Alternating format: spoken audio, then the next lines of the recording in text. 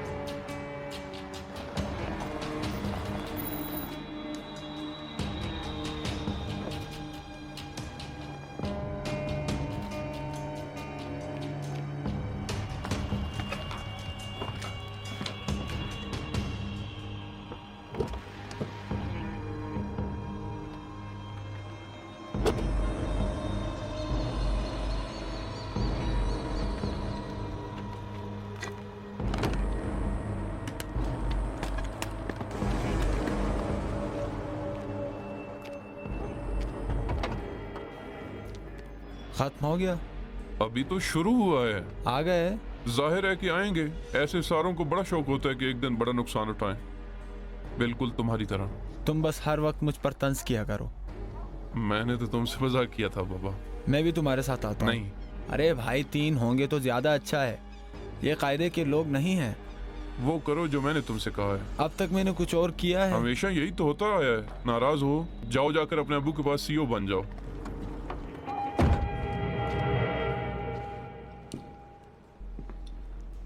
Mafia.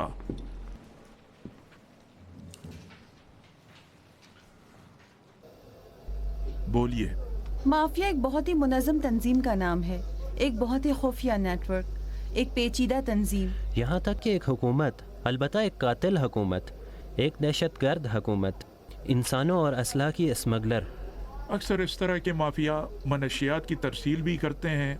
मनशियात की इस पैदावार, ट्रांजिट और तकसीम से हासिल होने वाला मुनाफा बहुत ही बड़े मार्जिन के साथ इस नेटवर्क के मुख्तलिफ अफराद के बीच तकसीम किया जाता है, और चूंकि इसका शुमार दुनिया की दूसरी सबसे बड़ी सरवत में होता है, लिहाजा सब उससे फ़ायदा उठाते हैं। बाकी रह जाते हैं वो घर और ख़ानदान कि जो दौलत की इस तकसीम की बदौलत बेकर कर रह जाते हैं।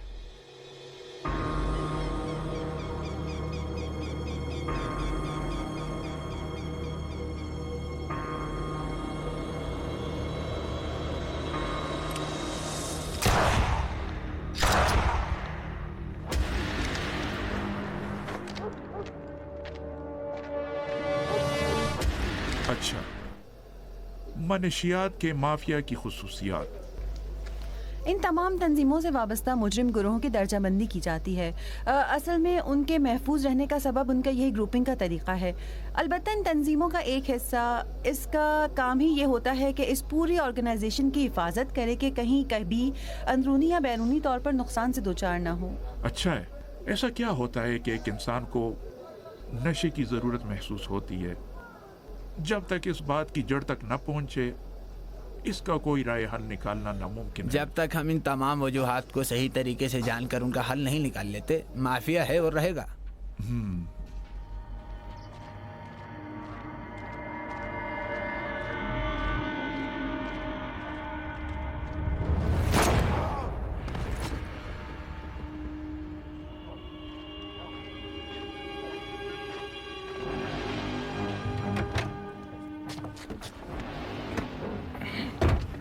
खुद उसी के लिए बेहतर था।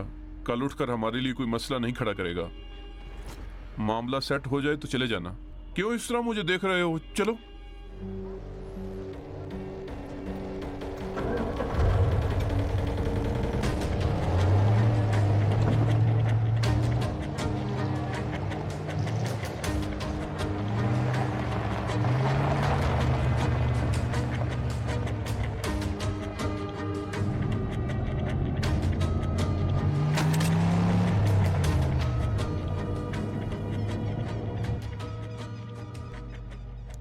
अलबत्ता सर, मंशियात के माफिया की एक और खसूसियत उनकी मुस्तकिल मिजाजी है, यानी माहिराना और मुनज़्ज़म और पूरी तवज्जो के साथ काम करते हैं।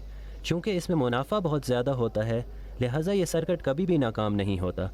यही वजह है कि मुमकिन है कोई तंजीम काफ़ी लंबे अरसे से काम चला रही हो। धमकी और तशद्दुद के जरिए लेटिन अमेरिका के बड़े बड़े कार्टेल्स भी हत्ता सियासतदानों को भी मौत की धमकी देते हैं, बगावत पर उतर आते हैं, यहाँ तक कि नुमाइंदा या वजीर आजम का भी तयन करते हैं। जैसे पाब्लो एस्कोबार जो कि कोलंबिया की पार्लियामेंट में जा बैठा। अलबत्ता मंशियात के तमाम गैंग्स के दरमियान मुश्तरक चीज़ उनकी मनी लॉन्ड्रिंग है।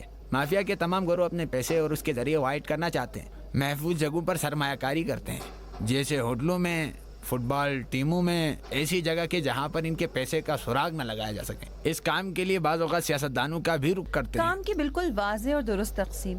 असल में वो हमेशा अपने गुनाहों को धोने की फिक्र में रहते हैं।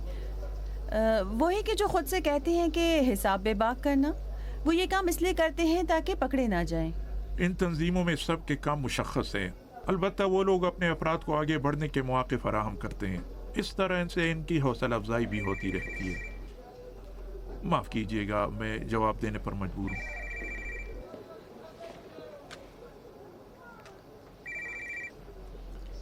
अस्सलाम वालेकुम जान निसारी साहब।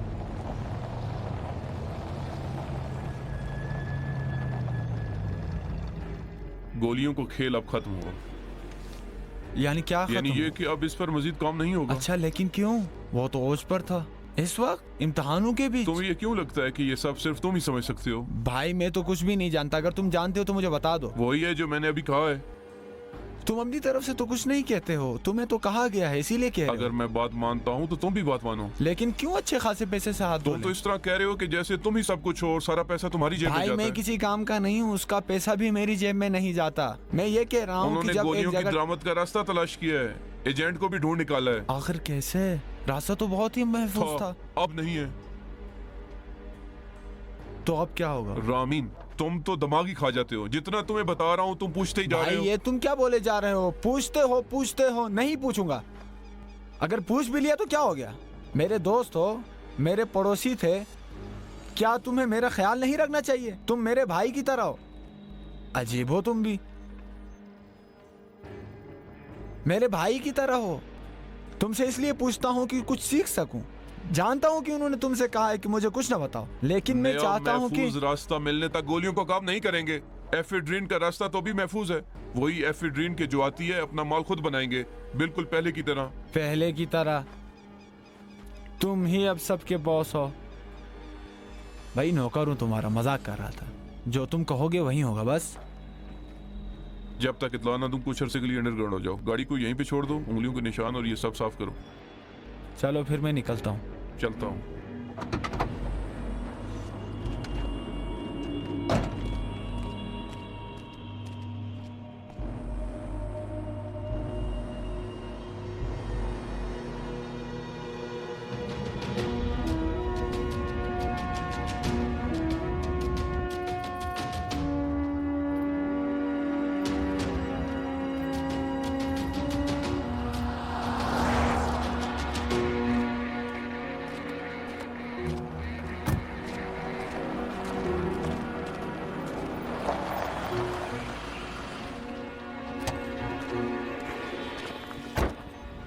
खुश आमदी। मैं देर से आया हूँ या तुम? अब तो सही वक्त पर आए हैं। हमें देर से इत्तला मिली।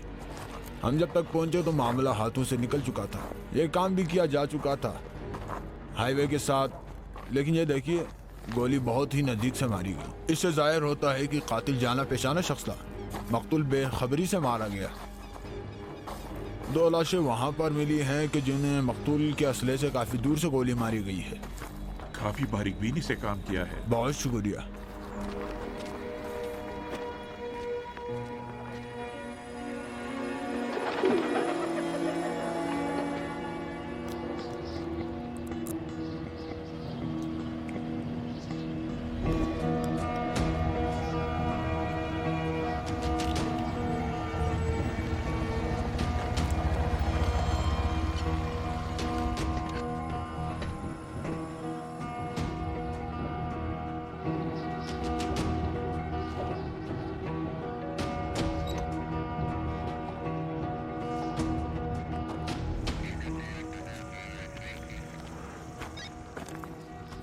मैंने कहा कि ज़रा यहाँ आकर एक नज़र डालो।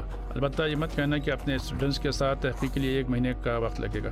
अनसुना कर देता हूँ। मुझे इन गोलियों के बारे में कुछ नई मालूमात हासिल हुई हैं। समझ में आया कि यूरोप और ईस्ट एशिया की बाज़ लेबॉर्ट्रीज़ में बहुत ही मरगूब इब्तदाई मवाद के ज़रिए बनाते हैं। इस इंटरनेशनल नेटवर्क के ज़रिए पता चला कि ईरान में भी बाज़ लोग इस तरह की गोलियां बना रहे हैं। अलबत्ता इन गोलियों को बहुत सारे फालतू और बेकार माल के ज़रिए बना रहे हैं, जैसे कि गोंद और एसिड और सीसा और इस तरह की चीज़ों से। हम जानते थे कि कहीं मिलने वाले हैं। जैसे ही हमें उस जगह का इल्म हुआ हम निकल पड़े, लेकिन देर हो गई थी।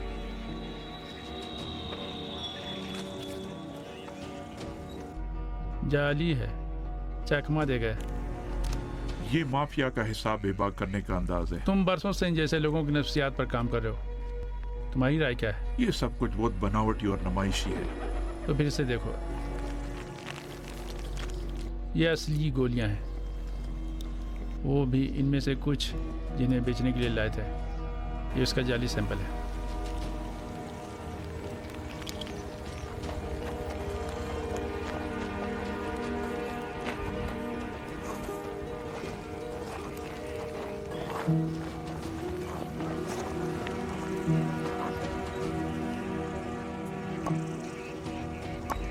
ये फिर भी इनका जाहिर है। लेबॉर्ट्रीज के एनालिसिस में इन दोनों में बहुत फ़र्क है।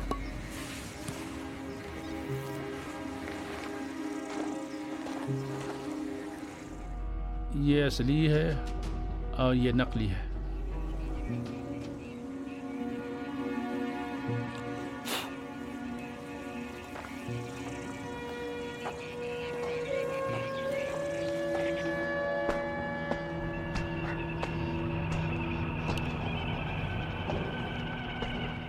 अस्सलाम वालेकुम। जल्दी बोलो, जाना है।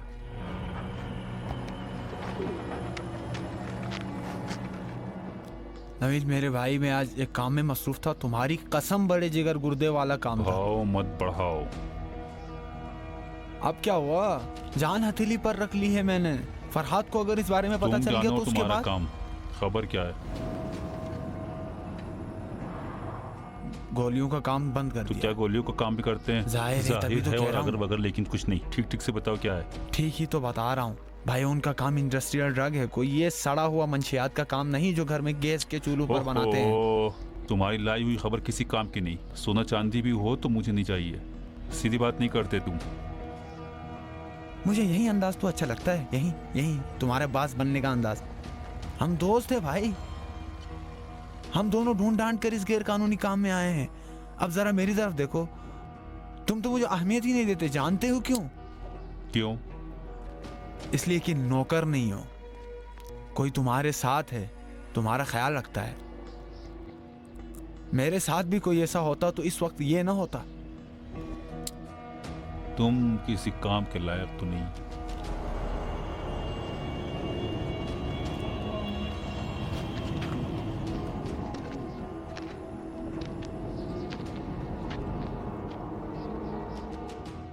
वो पकड़े गए, उनका गोलियों की दरामद का रास्ता भी खत्म हुआ।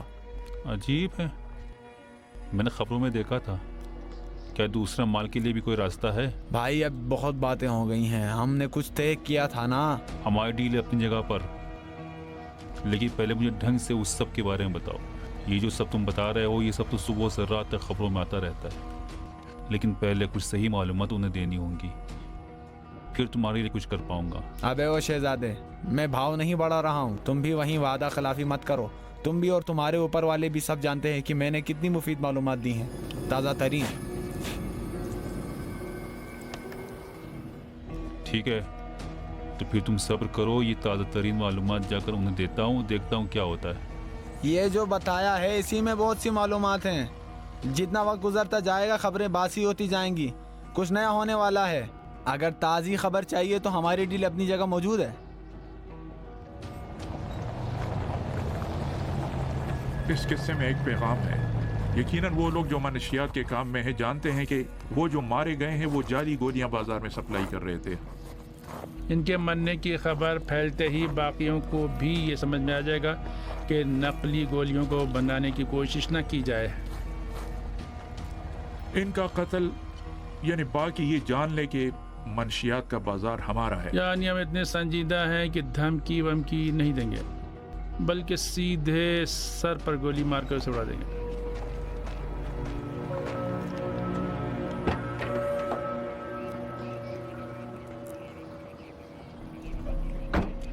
कुछ लोगों ने बाजार में जाली मंशियात की पैदावार और तरसील का काम शुरू किया ताकि पैसा कमाए, लेकिन मारे गए। वो भी इतनी जिल्लत के साथ कि उन्हें जाली पैसा दिया गया और उनका माल भी वहीं छोड़ गया।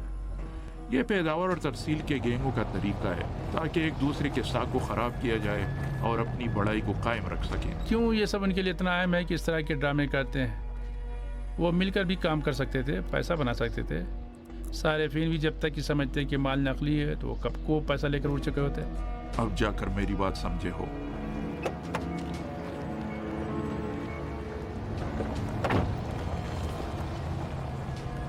ये बात सिर्फ पैसे और डिमांड और सप्लाई की नहीं है।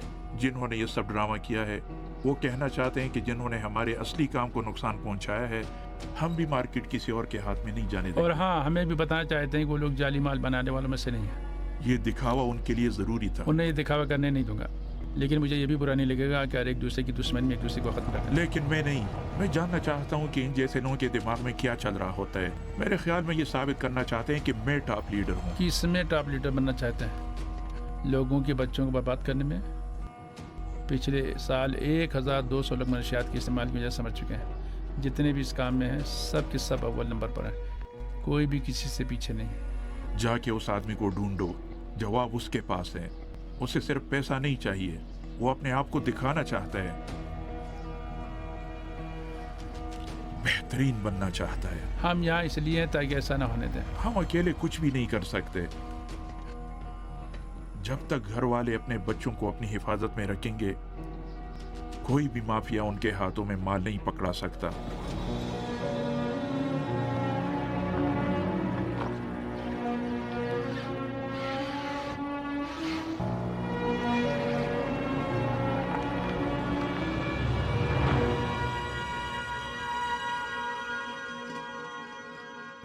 एक बार फिर आर्याना की गिरफ्तारी से पहले की बातों को सुनो। देखो कि कहीं वो स्टेफन के बारे में इशारे में कोई बात तो नहीं करी।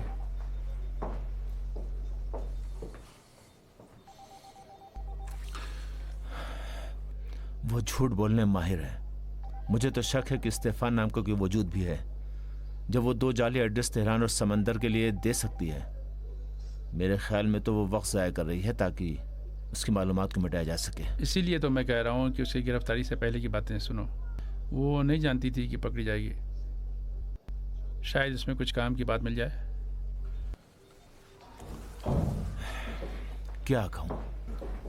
अस्सलाम वालेकुम।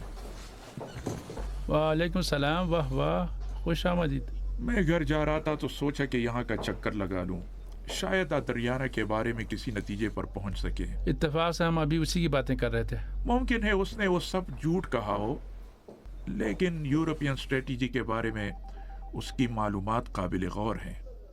समझ रहे हो? अगर वो दुरुस्त हुई तो हम खतरनाक मरहले में दाखिल होने वाले हैं।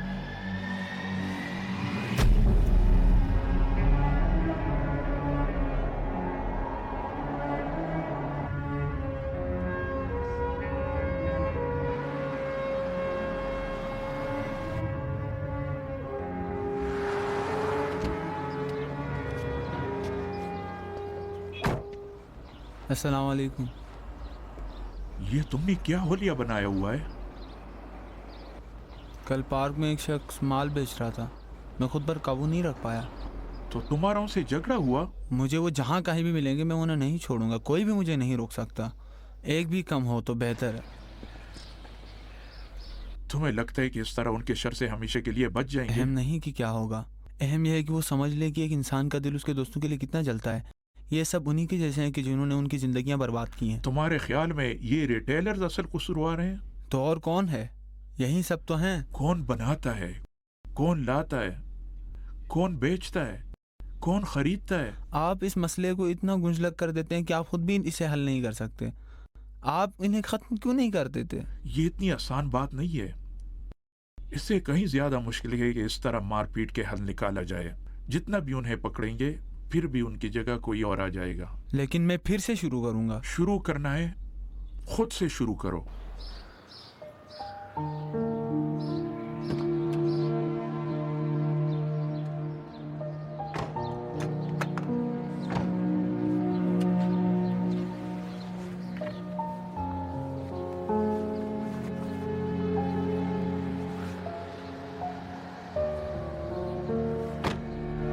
जाओ।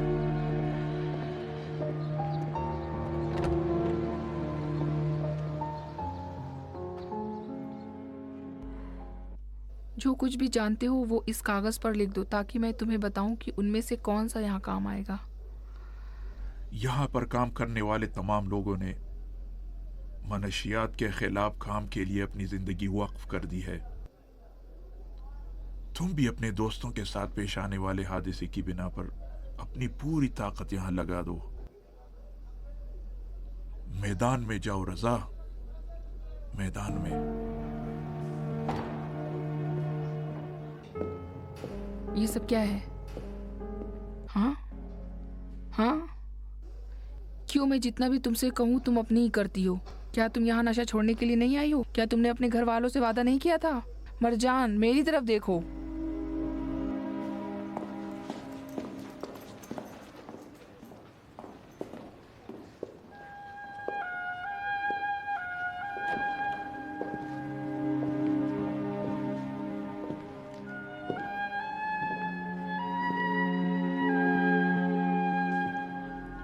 क्या हुआ? इसकी क्लास फेलोज में से एक ने कहा था कि इसके पास ग्रास है।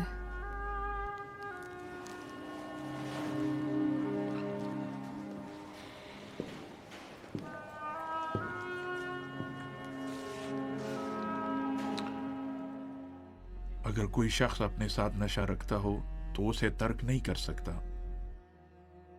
यहाँ पर क्यों आती है ये? उसने हीरोइन तो छोड़ दिए, लेकिन जब उसने दूसरे मुल्कों के कवानीन को पढ़ा तो देखा कि वहाँ ग्रास पर पाबंदी नहीं है। कहती है कि यहाँ तो सिर्फ जवानों के हाथ पांव बांधना चाहते हैं। मैं हंगरानी साहब से कहता हूँ कि इन दौलतमंद अमरीकियों की एक लिस्ट बनाए कि जो मेरी जुआना की तिजारत के जरिए कमा रहे हैं, ताकि इसे कॉरिडोर में लगाया जा सके। उसे नशा करने का एक और बहाना मिल जाएगा। तुम इतनी मायूसकुन बातों के साथ बाकियों को किस तरह से उम्मीद दिलाओगी? मेरे हाथ में नहीं है अब्बू जान। एक इंसान क्यों आखिर अपने ही हाथों अपनी जिंदगी तबाह करना चाहता है? डॉक्टर अदीब ने दोबारा फोन किया था। मैं अपनी बात उनसे कह चुकी हूँ। इस बारे में ज्यादा सोचो। अपना ख्याल रखना। खुदा हाफिज।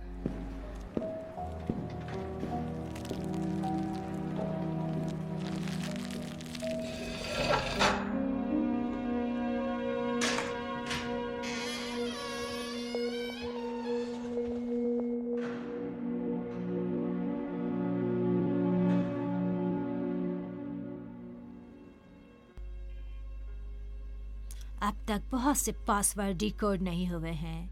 अगर एक लैपटॉप मुझे मिल जाए तो काम जल्दी हो जाएगा। मेरे साथियों का मानना है कि तुम अच्छी हो और दिलचस्प कहानियाँ सुनाती हो, लेकिन तुम्हारे पास उनकी कोई दलील नहीं होती।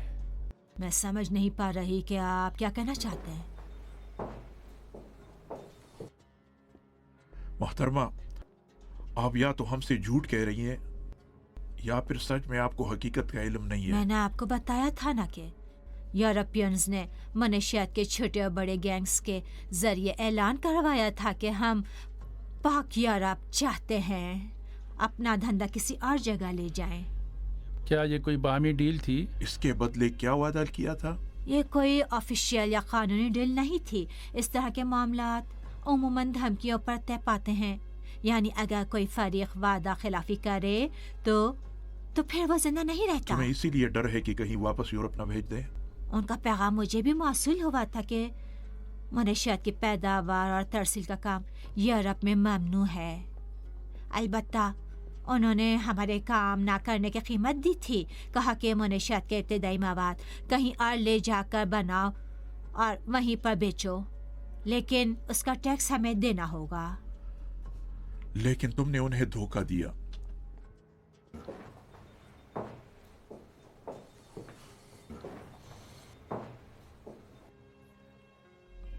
उनका इब्तिदाई मवाद मुख्तलिफ जगहों पर जैसे ईरान में लेकर आई, माल बनाया और उस माल का कुछ हिस्सा यूरोप बेच दिया ताकि इसे अच्छी कीमत पर बेच सको। और अब डर रही हो कि वापस जाओगी और इस गैर मकतूब डील की खिलाफ वर्जी के जुर्म में सजा याफ्ता करार पाओगी। हाँ, उन्होंने भी आप लोगों की तरह सोचा भी ना था कि एक औरत इतनी अक्लमंद निकलेगी कि उनको धोखा दे सके। सिर्फ इतना नहीं जानती कि उन्होंने खुद मुझे क्यों नहीं पकड़ा और अब आपसे चाहते हैं कि मुझे उनके हवाले कर दें। तो फिर जाहिर है कि तुम इस मैदान में पक्की नहीं हो। 3 महीना पहले एक नंबर हमें दिया है कि ईरान से इस नंबर के ज़रिए अमेरिका में एक कोकीन के नेटवर्क को कॉल की गई है।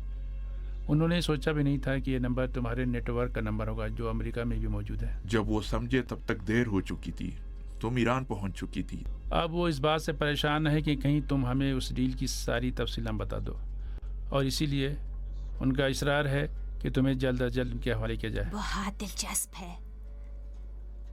वहां जाऊंगी तो मुझे मार डालेंगे, यहाँ रुकूंगी तो आप लोग मुझे फांसी पर चढ़ा देंगे।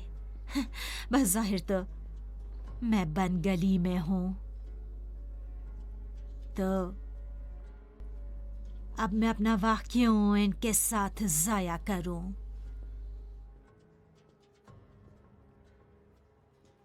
हमेशा निजात का रास्ता होता ही है। पाक यूरोप के मुकाबले में आलूदा मिडल ईस्ट की स्ट्रेटजी का फरीज़ा तो हमेशा से हमारी मेज़ पर मौजूद था। अहम यह है कि किस तरह से इस फर्जिए को साबित किया जा सकता है। दुनिया के दूसरे बड़े मुनाफा बख्श काम यानी मनशियात के कारोबार का मुनाफा अपनी जेब में रखते हैं बगैर इसके कि उनके अपने लोग खराब हों। इसे कहते हैं बगैर किसी नुकसान का सौदा। ये भी तो सिर्फ एक नजरिया है। कुछ ऐसी मालूमात दो कि जिसके जरिए हम इस फर्जिए को साबित कर लेकिन सकें। मेरा इस फर्जिए में क्या काम है अगर कि तुम्हें छुटकारा चाहिए तो इसका राह हल भी तुम्हें खुद ही ढूंढना होगा।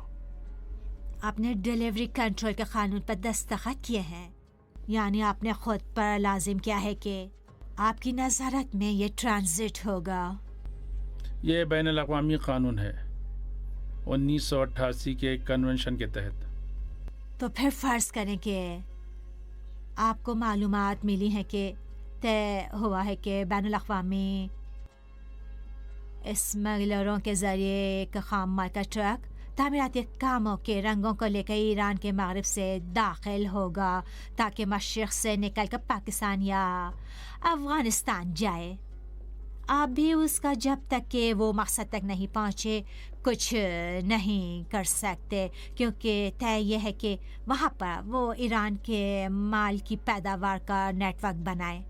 आप उसके हिफाजत के साथ आने जाने देते हैं या जाने बगैर कि इस हज़ारों किलोमीटर के फासले में दरवाजे खुल चुके हैं, सील तोड़ी जा चुकी है और इब्तदाई खाम माल सब का सब ईरान में खाली हो चुका है और ट्रक इसी तरह अपने रास्ते पर चलता रहेगा।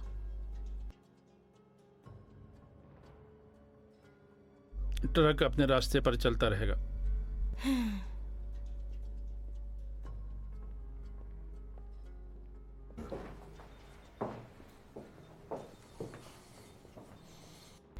क्या मैं इस बात की उम्मीद रख सकती हूँ कि मुझे हवाले नहीं किया जाएगा? इन पासवर्ड्स को डिकोड करो, हमें इस्तीफान तक पहुंचाओ।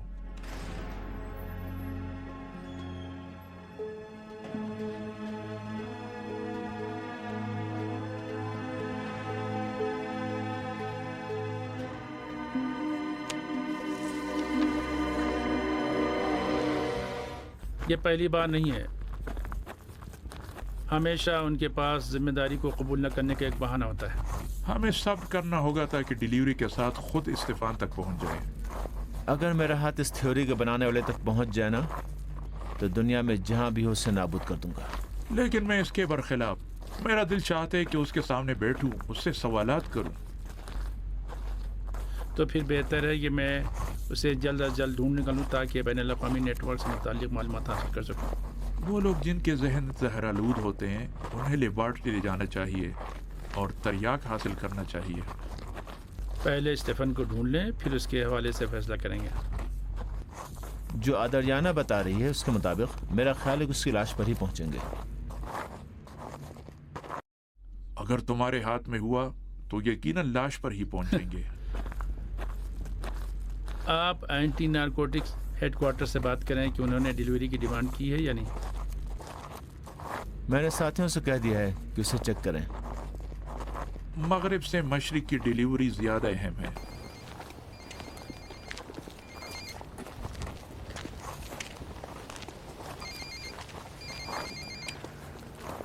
हेलो।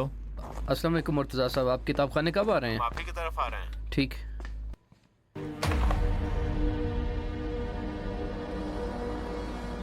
एक महीने पहले निगरानी के तहत हमलो नकल या वही डिलीवरी की दरख्वास्त दी थी। तय हुआ है कि एक ट्रेलर के साथ कि जिसकी तफसीलात मौजूद हैं बाशुमाक बॉर्डर से ईरान में दाखिल होगा और मीर जावा के बॉर्डर से ईरान से निकलेगा और पाकिस्तान की तरफ जाएगा। सामान क्या है? बिल में तो लिखा है कि गाड़ियों का तेल है। उनका तरीका क्या है? मैंने आरियाना के पासपोर्ट पर किए गए मुख्तलिफ मुल्कों के सफ़र से एक ग्राफ बनाया है। उसने बहुत सी जगहों का सफ़र किया है, सबसे ज़्यादा कनाडा का। उसके पास जो अफ्रीकन पासपोर्ट है उसके ज़रिए वो एक खैराती इदारे की रुकन है।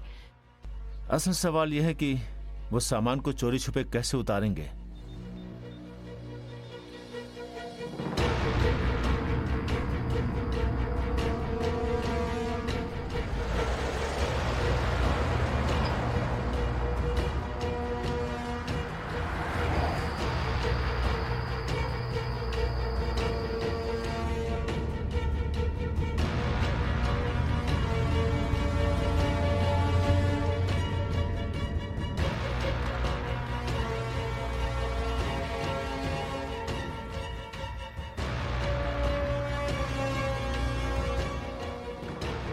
क्या तुम उनके जीपीएस फ्रीक्वेंसीज तलाश कर पाए?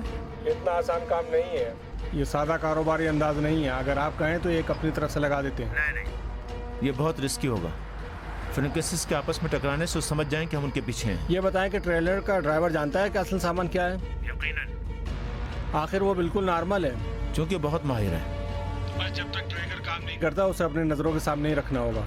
इंजीनियर से कहो कि जल्दी करें। वो बेचारा तो पीछे वाली गाड़ी में काम में ही लगा हुआ है।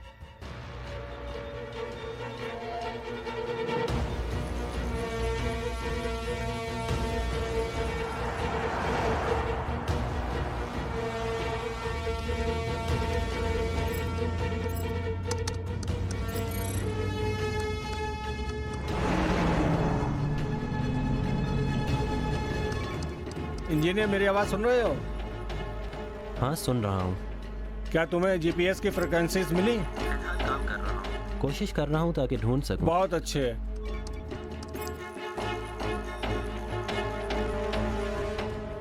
शहीद कमाल 900 से मेरी आवाज आ रही है?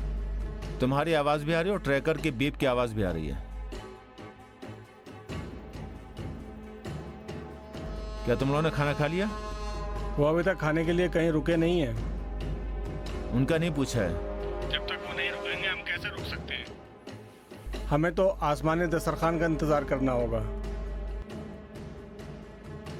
मैं कह देता हूँ कि तुम्हें खाना पहुँचा दे। जरूरत नहीं है, एक जगह रुके थे, डीजल भरने के लिए हमने भी थोड़ा सा बहुत खा लिया था।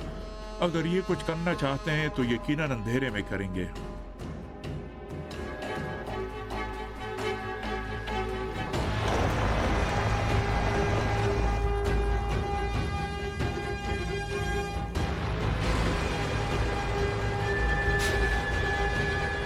वो रुक गए, तुम भी रुक जाओ।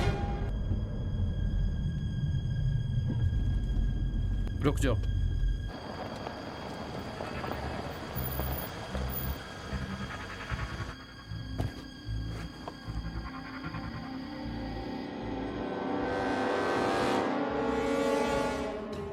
ऑपरेशन टीम उनके पास भेज दूं? नहीं, इस जगह पर कोई और रास्ता नहीं है। खाम माल ये लोग हाईवे पर तो नहीं उतार सकते। साथियों, खूब गौर से सुनो, देखो कोई गाड़ी से उतरा है क्या? बिल्कुल मेरी नजरों के सामने है, लेकिन कोई भी उतरा नहीं है। ये लोग सामान को तेहरान के अतराफ में उतारते हैं। ये रुकना बगैर वजह के नहीं है, ये उनकी कोई अलामत है, यानी ये कि यहाँ तक खैरियत से पहुँच गए और सामान उतारने के लिए तैयार है। ये एक और अलामत भी है, इस जगह से आगे जैसे ही हाईवे से निकलेंगे फिर ट्रक को बंद करने वाला सिस्टम काम नहीं करेगा। साथियों, तैयार रहो, एहतमालन सामान तेहरान के अतराफ में उतारेंगे। मैं हिफाजती टीम को भेजवा रहा हूँ। याद रखना कि काम बिल्कुल ठीक और सही तौर पर अंजाम देना है। वो लोग भी पूरी हिफाजत के साथ दावत से बाहर जाएं, समझ गए? समझ गए, हम मुंतजिर हैं।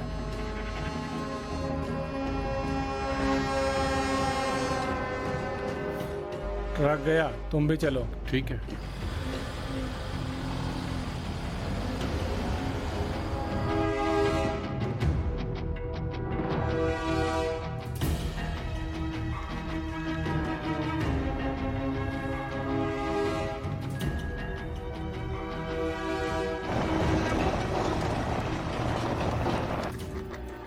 वो कच्चे रास्ते में उतर गया है। आहिस्ता चलाओ, वहाँ आगे किनारे पर लगाओ। ठीक है। यहीं पर रुक जाओ।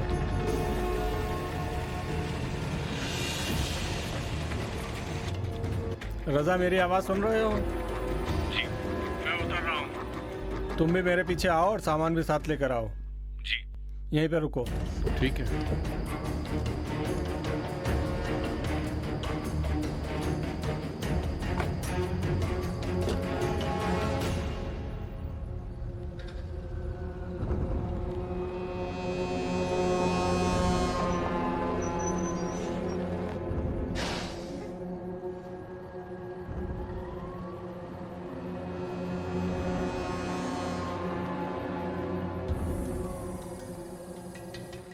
वायरलेस मुझे दो।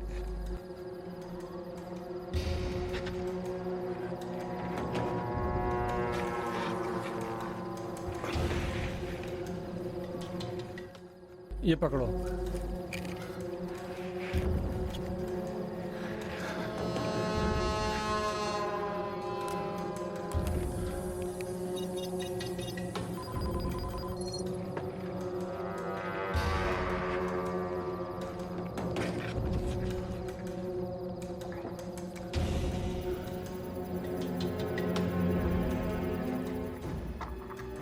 ट्रेलर स्टोर के नजदीक रुका है।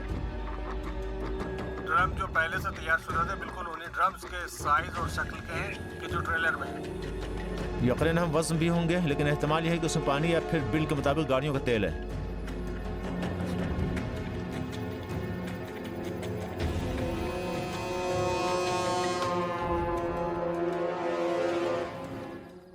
रुको जरा।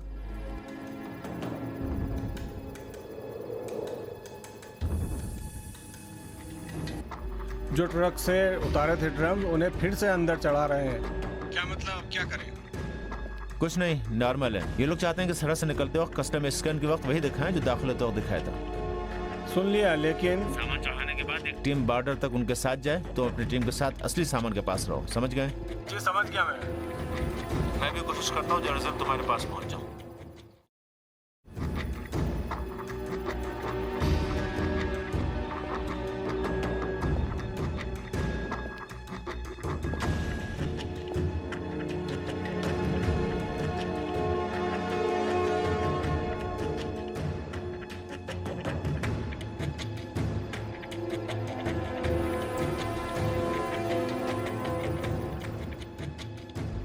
आमिर, तुम मेरी आवाज सुन रहे हो? जी।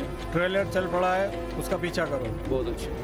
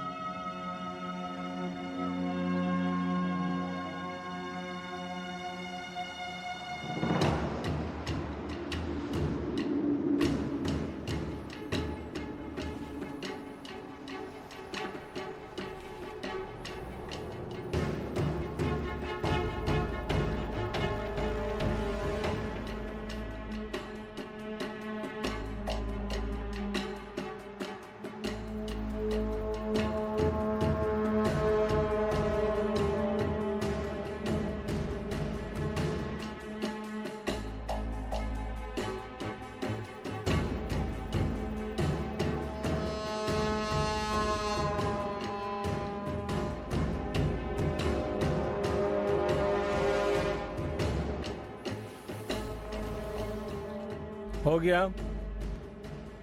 हाँ, सब ठीक है।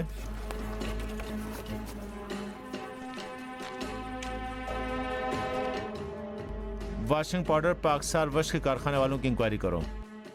मुतमईन हो? जो कुछ टैग पर लिखा है उसकी इंक्वायरी में कोई नुकसान नहीं है। अगर उसका कोई वजूद ही ना हुआ तो जरूर ये कोई धोखा है। ठीक है।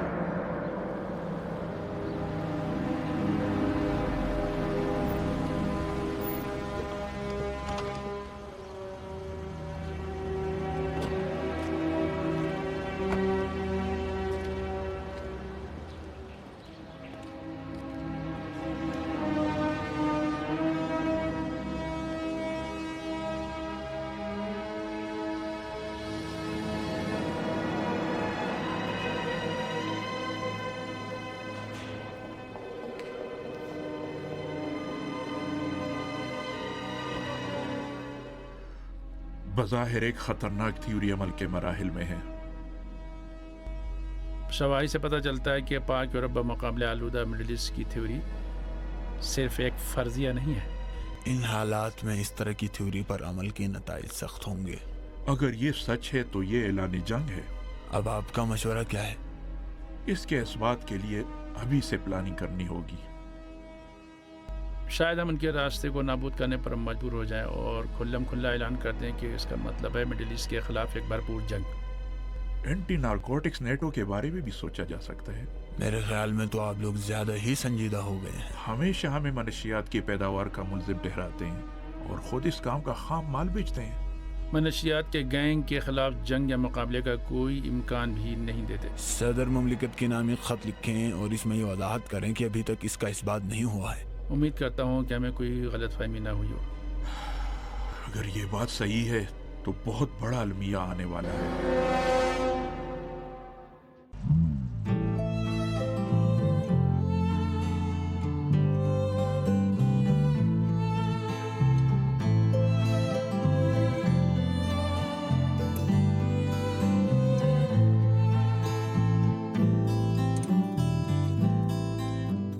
تو تمام سهمم از دنیایی، خاک تو خونه اجدادیمه، سندت خورده به